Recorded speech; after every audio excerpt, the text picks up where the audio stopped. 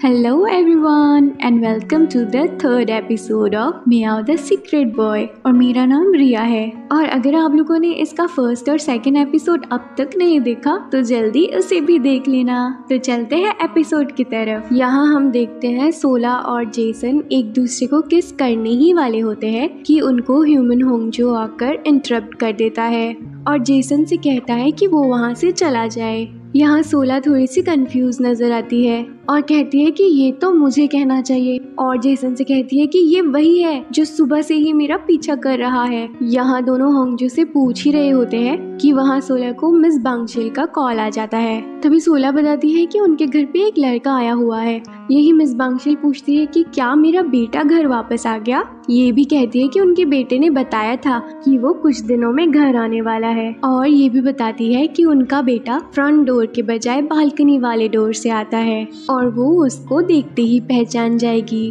क्योंकि उनका बेटा बहुत ही ज्यादा डैशिंग दिखता है। और ये भी बताती है कि उसके पास सेल फोन नहीं है तो अगर वो घर आ जाए तो सोला उनको बता दे।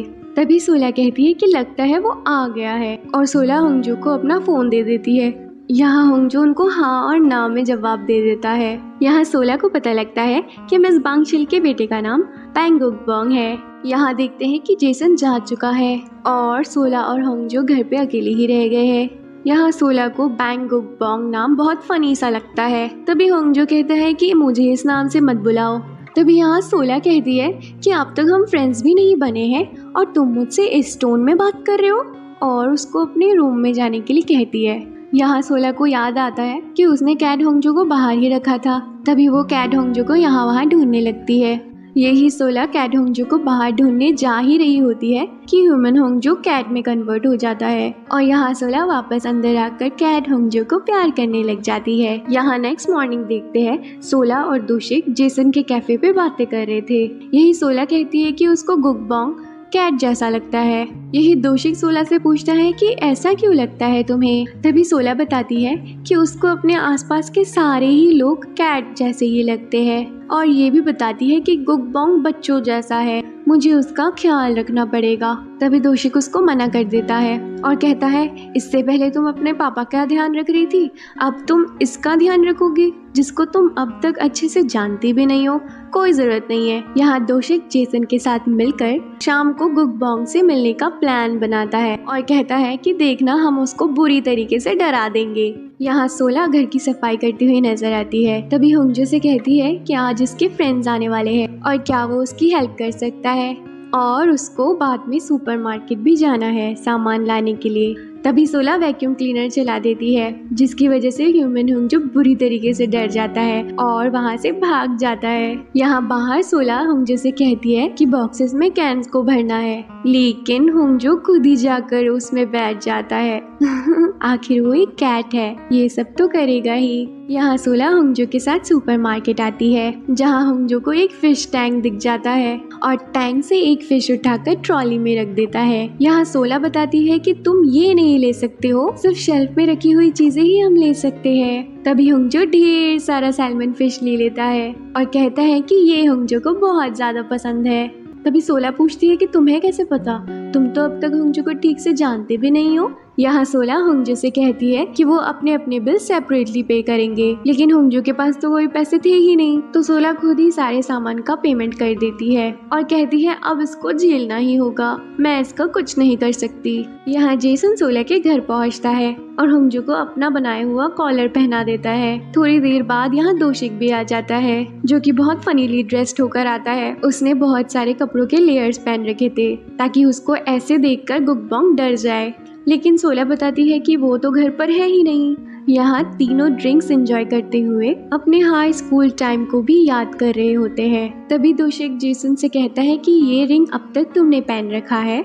यहाँ सोला पूछती है कि ये तो वही आर्ट क्लब वाली रिंग है ना और कहती है मैंने भी बहुत संभाल के रखी हुई है। यहाँ दोशिक रेस्टरूम ढूंढते हुए ऊपर का दरवाजा खोल देता है जहाँ उसको ह्यूमन होंगजो दिख जाता है। यहाँ वो तुरंत सॉरी बोलकर दरवाजा बंद कर देता है और सोचता है कि अगर ये घर पर ही है तो नीचे हमें ज्वाइन करने क्यों नहीं आया। तभी वो दरवाजा खोलकर कुछ भी पूछ पाता तब तक ह्यूमन होंगजो कैट में कन्वर्ट हो चुका था और दोशिक को रूम में कैट होंगजो के अलावा और कोई भी नजर नहीं आता। और यहाँ दूसरी तरफ सोला जेसन से पूछती है कि क्या अब पहले जैसा सब कुछ नॉर्मल हो जाएगा और तुम कहीं नहीं जाओगे अब मुझे छोड़कर। यहाँ सोला ये भी पूछती है कि अगर तुम्हें वापस ही आना था तो तुम चले क्यों गए थे। यही सीन उनके फ्लैशबैक में चला जाता है जहाँ उन्होंने एक दूसरे के साथ प्यारे प्यारे मोमेंट्स शेयर किए थे। और यहाँ सोला जेसन का वेट करती रह गई उस रात। यहाँ प्रेजेंट सीन में वापस आते हैं। यहाँ सोला जेसन से कहती है कि पता है मैंने तुम्हारा कितना वेट किया लेकिन तुम क्यों नहीं आए। यहाँ जेसन सोला को उस दिन के लिए सॉरी बोलता है। यही देखते हैं कि सोला जेसन के वापस आने से खुश थी। यहाँ जेसन सोला से कहता है कि वो उसके लिए किम सोला है। जहाँ इस रिलेशन को कोई भी नाम दे दो वो मैटर नहीं करता। यहाँ आगे देखते हैं जेसन और दोशिक अब जा चुके थे। यहाँ सोला सफाई करते करते सोचती है कि क्या वो जेसन के लिए इतनी स्पेशल है कि उसके लिए कोई टर्म की जरूरत ही नहीं है, उसका सिर्फ नाम ही काफी है उसके लिए। तभी यहाँ ह्यूमन होंगजो आ जाता है और सोला को करेक्ट करते हुए कहता है कि जेसन का ये मतलब था कि तुम उसके लिए एक नाम के अलावा और कुछ भी नहीं हो। यहाँ आगे सोला थोड़ी कंफ्यूज नजर आती है अपने वेबटून को अपलोड करने को लेकर। तभी वो भी अपना लकी रिंग निकालती है और कैट होंगजो से कहती है कि पता है ये रिंग मेरे लिए कितनी लकी है, और अपनी लकी रिंग को पहनकर अपनी स्टोरी अपलोड कर देती है जिसका नाम हेल्पलेस बियर्डल लव है। यहाँ नेक्स्ट मॉर्निंग सोला ऑफिस जा रही होती है और उसको रास्ते में दोशिक मिल जाता है।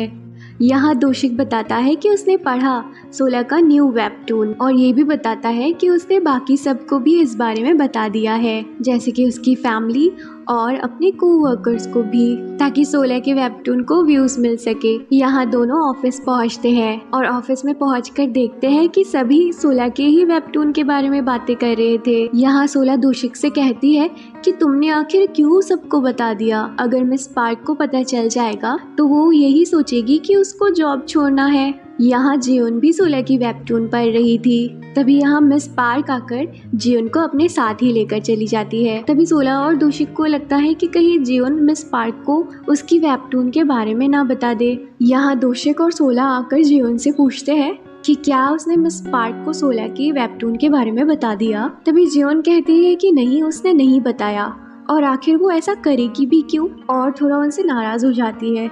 यहाँ सोला और दोशिक ने जियोन को गलत समझ लिया था। यहाँ सोला दोशिक से पूछती है कि क्या तुमने जेसन को भी बता दिया। तभी दोशिक बताता है कि उसने लिंक तो भेजा था लेकिन जेसन का कोई रिप्लाई नहीं आया अब तक। यहाँ सोला शाम को जेसन से मिलने जाती है उसके कैफे पर और पूछती है कि क्या तुमने मेरा वेबटून देखा। इससे पहले जेसन सोला को कुछ बोल पाता कि उसे कैट होंगजो नजर आ जाता है उसके कैफे में। तभी जेसन सोला से पूछता है कि क्या आज भी तुमने खिड़की खुली छोड़ दी। यहाँ सोला कहती है कि लगता है होंगजो मुझे लेने आया है, लेकिन जेसन सोला को इस बात पर उसे डांट देता है। यहाँ सोला अपनी स्टोरी की आगे की लाइन फिगर आउट कर रही होती है और कैट होंगजो से पूछती है कि तुम ही बताओ ना कि बियर्डल लव ने अपनी दिल का दरवाजा इतनी जोर से आखिर क्यों बंद कर दिया। आखिर तुमने तो ये पढ़ रखा है ना ऑलरेडी, तुम ही बताओ। लेकिन कैट होंगजो से कैसे ही कुछ भी बता पाता। यहाँ आगे ह्यूमन होंगजो सोला की स्टोरी पढ़ने की कोशिश करता है लेकिन उसे तो कुछ भी समझ नहीं आता क्योंकि उसे कुछ भी पढ़ना नहीं आता था। यहाँ आगे देखते हैं होंगजो दासोंग से वर्ड्स और अल्फाबेट्स पढ़ना सीख रहा था। यही होंगजो को फिश ग्रिल होता हुआ नजर आ जाता है और वो वहीं रुक जाता है। यहाँ दासुंग आकर होंगजो से पूछता है कि क्या तुम्हारे पास पैसे हैं इसको खाने के लिए। तभी होंगजो कहता है नहीं है, अब झेलो मुझे, क्योंकि होंगजो को याद आता है सुपरमार्केट में सोला ने भी यही कहा था। यही दासुंग होंगजो को एक लेसन सिखाता है और ये भी बताता है कि वो ऐसे ही किसी से भी पैसे नहीं मांग सकता और वो ऐसे भी किसी से नहीं कह सकता कि कोई उसे झेले। और ये भी बताता है कि उसे वर्ड्स और अल्फाबेट सीखने से पहले प्रॉपर मैनर सीखने की जरूरत है। यहाँ एंड में होंगजो को आखिर ग्रिल फिश खाने को मिल ही जाता है, ऑल थैंक्स टू दोशिक्स डैड। यहाँ आगे देखते हैं कि सोला अपने व्यूअर्स कैलकुलेट कर रही थी। यही वो देखती है कि 17 लोगों ने उसकी स्टोरी आखिर पढ़ी है, लेकिन वो ये भी सोचती है कि क्या इन 17 लोगों में जेसन भी एक होगा। शाम को सोला वापस घर आती है लेकिन एंट्रेंस में ही किसी चीज से टकरा जाती है और उसे चोट लग जाती है। यही सोला सोचती है कि काश उसकी चोट कोई देखकर उसे बता पाता कि ये कैसा दिखता है, लेकिन वहाँ कैट होंगजो के अलावा और कोई भी नहीं होता। यहाँ सोला अपने आगे की स्टोरी लाइन पर काम कर रही होती है लेकिन वो कुछ सोच ही नहीं पाती। तभी वहाँ ह्यूमन होंगजो आ जाता है और कहता है कि उसे सोला की स्टोरी पढ़नी है, लेकिन सोला उसको वहाँ से जाने के लिए कह देती है। और सैड, होंगजो तो सिर्फ उसकी स्टोरी ही पढ़ना चाहता था, उसने उसे भगा दिया। तभी वहाँ सोला को दोशिक का कॉल आ जाता है और वो उसको भी जेसन के कैफे में इनवाइट करता है, क्योंकि दूसरे कोवर्कर्स भी जेसन का कैफे देखना चाहते थे।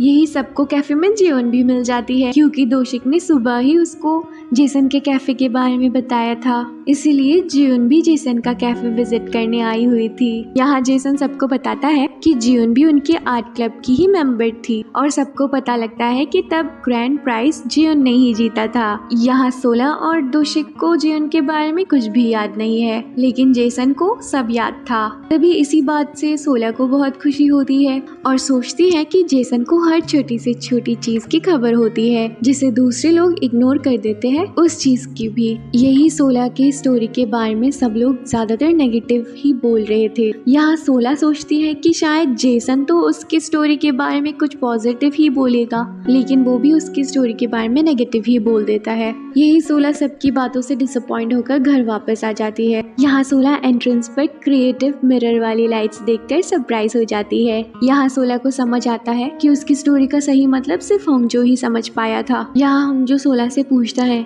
कि जेसन ही ब्यूटीफुल लव है ना। यहाँ सीन फ्लैशबैक में चला जाता है, जहाँ जेसन को एक छोटा सा किटन मिल गया था सोला के स्कार्फ में लिपटा हुआ, जहाँ कैट को किसी ने अबेंडन कर दिया था। क्या जेसन को सोला का स्कार्फ देखकर लगा कि उस किटन को सोला ने वहाँ छोड़ दिया था, या जेसन को उस दिन कुछ मिसअंडरस्टैंडिंग हो गई थी? आप लोगों को क्या लगता है कि जेसन उस दिन क्यों नहीं आया और सोला उस दिन क्यों इंतजार करती ही रह गई? यहाँ होंगजो सोला से बताता है कि शायद जिस चीज को तुम प्यार समझ रही हो वो जेसन की तरफ से प्यार हो ही ना, और तुम एक गलत सपने में जी रही हो। तभी सोला को होंगजो की बातों को सुनकर ये रियलाइजेशन होता है कि शायद होंगजो सही कह रहा होगा, शायद वो किसी सपने में ही जी रही है और जिसको वो एक सच समझ रही है वो एक झूठा सपना ही है। यहाँ सोला जेसन के पास पहुँचती है ताकि उसको सारे कंफ्यूजन्स का आंसर मिल सके, और क्या झूठ है और क्या सच, सब कुछ जानने के लिए। और अगर वो जेसन के लिए कोई भी मायने नहीं रखती है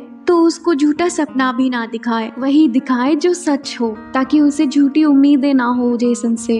और वो ये भी कहती है कि अब वो और वेट नहीं करना चाहती है उसका, और अगर वो फ्रेंड है तो सिर्फ फ्रेंड की तरह ही रहे, बॉयफ्रेंड बनने की कोशिश ना करे। लेकिन जेसन यहाँ सोला की बातों से ज्यादा कुछ अफेक्टेड नजर नहीं आता, क्योंकि दर्द सिर्फ शायद सोला को ही हो रहा है, जेसन को नहीं। तभी अपनी सारी दिल की बात जेसन से कहकर वो वहाँ से अपने घर चली जाती है। यहाँ हम देखते हैं कि जेसन को यही लगता है कि पास्ट में सोला ने ही होंगजो को अबैंडन किया था और जेसन होंगजो को अपने साथ ही ले जाता है। क्या सोला और जेसन का रिलेशन आज जहाँ पर है, क्या उसकी वजह होंगजो है? जेसन को सोला के बारे में इतनी बड़ी मिसअंडरस्टैंडिंग है जिसके बारे में सोला को कुछ भी नहीं पता। क्या आगे सोला को पता चलेगा इस मिसअंडरस्टैंडिंग के बारे में? यहाँ सोला वापस घर आकर बहुत रो रही थी, लेकिन उसको गले लगाने के लिए वहाँ कोई भी नहीं था, कैट होंगजो के अलावा। सोला बिल्कुल अकेली थी। तभी होंगजो ह्यूमन में कन्वर्ट होकर आता है और सोला को गले से लगाता है, और यही सोला की कही हुई बात सोचता है कि एक कैट तो गले से नहीं लगा सकता, लेकिन ये भी कहता है कि एक इंसान तो लगा सकता है ना। नेक्स्ट सीन में बास्केट में एक बेबी दिखाई देता है जिसके पास से एक नोट मिलता है लेडी को। वही सीन जेसन पर शिफ्ट हो जाता है जहां वो भी एक नोट पढ़ रहा था, और इसी के साथ ये एपिसोड यहीं पे एंड हो जाता है। ये एपिसोड आप लोगों को कैसा लगा कमेंट करके जरूर बताना। अगर आप लोगों को ये वीडियो अच्छी लगी हो तो इसे एक लाइक जरूर करना, और हाँ, चैनल को सब्सक्राइब करना तो बिल्कुल भी मत भूलना, ताकि आपको आगे के सारे अपडेट्स मिलते रहे। तो मिलते हैं नेक्स्ट वीडियो में, तब तक के लिए टेक केयर एंड बाय।